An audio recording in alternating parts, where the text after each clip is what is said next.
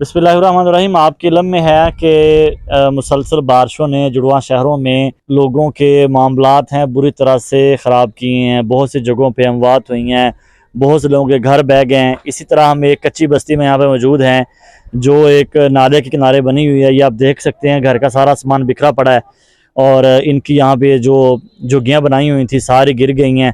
घर का सामान सारा बाहर पड़ा है, इनके पंखे, चारपाइयाँ, बर्तन, तो हर चीज़ इनकी बाहर पड़ी हुई। तो आज हम यहाँ पे आए हुए थे तो इनसे मालूमात करते हैं कि क्या मामलात बने हैं। जी, हमारे घर ऐसे गिरे हैं, 2 दिन बारिश लगातार रही है इधर। क्या ज़रूरत है आपको इस वक्त? छत का सामान ले देने।